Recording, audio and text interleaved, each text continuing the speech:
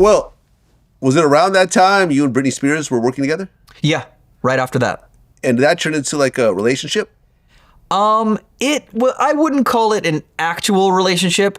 If I'm being just 100% real, like, look, I'm coming from just being a nerdy pianist, making beats, all of a sudden being in demand, like all this kind of stuff, being around celebrities. And, like, look, I was single. She was, this was like a kind of a weird, this was not like in the toxic era. This was like after. Well, she was coming out of her divorce with Kevin Federline. Yes. Right? Yes, she was. Now, that era. Didn't you also produce Kevin Federline? Who does your research, bro? I'm telling you, man, I'm the feds. I know everything. Yes. So I was around like both of them at the time. Oh, that's interesting. I was, I'm a very honest, like respectful, kind of person. I don't cheat. I would not be like be the person that somebody cheats with, but she was around. I mean, look, I was like, who wouldn't be like, she's like a global superstar and like, she's, calling me and I'm producing stuff. And then, being in the studio, after they kind of broke up, I forget like what the time span was, but definitely after they like split up, she was like, hey, let's work in the studio. Let's this and that. And at that time I was like, sure. I mean, I'm not going to be like, no, I'm too tired to like come over. So we ended up spending a lot of time in the studio. But listen, it wasn't like, she had paparazzi following her at all times. She was in a weird space in her life. So I can't say it was one of those things where like, this was like my girlfriend. I think we were let's just say like we were kind of hanging out. We were seen, paparazzi's following her everywhere. So every single place that she goes, whoever she's with and wherever she is news. And I was there like a little bit hanging out, but I wouldn't go so far as to say, and honestly, I bet if you asked her, she'd be like, I don't even know if she'd remember. I mean, it was a very short-lived era. Well, there's a rumor that you got her pregnant. No, that's not true. But there was a rumor. Okay, but I think InTouch magazine posted like a text message saying that, you were texting her about her being pregnant and stuff like that. No, that's complete false. Okay. That is complete false. I can tell you that. One, I would know so if that was no secret Britney baby floating around somewhere that you're the father of. No, no children, no secret like that. Back that I can honestly say, I forget who the magazines were back then. The Perez Hiltons. InTouch. Okay, InTouch. Yeah. So no, that was not true. Okay. I mean, look, we see how Britney is now.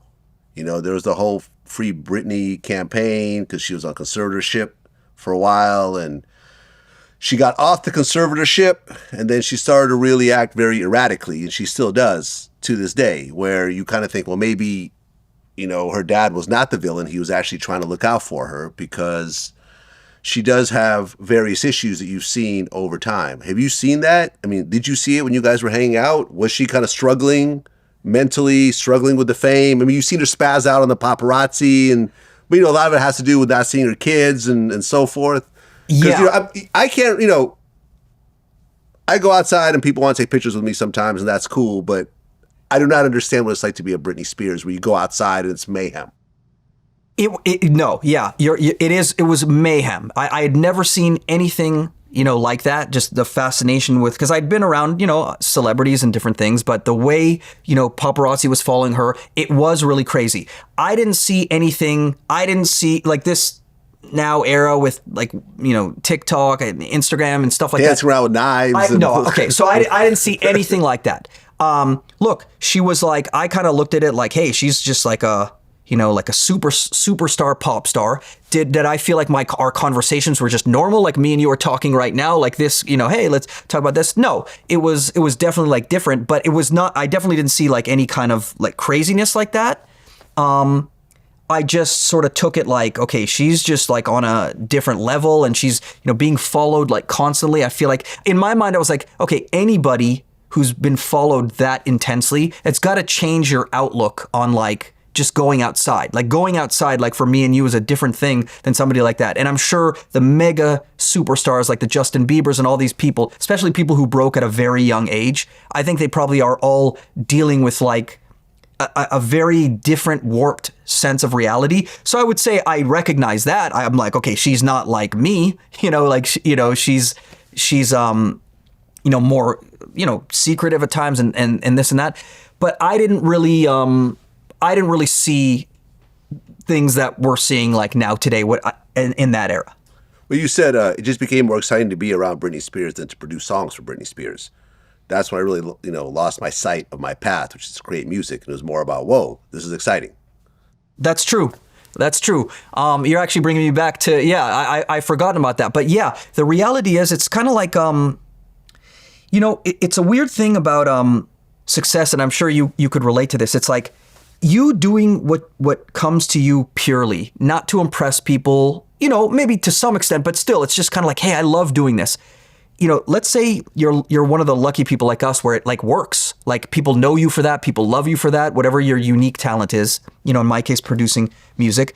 And now, you're rewarded with like accolades, fame, credits, money, being around certain people. And that's sort of the byproduct of doing what you love, coming from a pure place. But then it's very easy to be like, okay, whoa, this is cool. I'm in with celebrities. Like, look, every time we're going out to eat, paparazzi's taking picture, and me just by proximity to her, like people are like talking about me, and magazines like that are not talking about me because of my beats. They're talking about me because of my proximity to possibly dating somebody like that. And I will say, yes, it was intoxicating to a certain degree, coming from like, hey, nobody knows who I am. I'm out here in LA making beats, to, hey, I'm standing next to arguably one of the biggest pop stars and I'm working with her.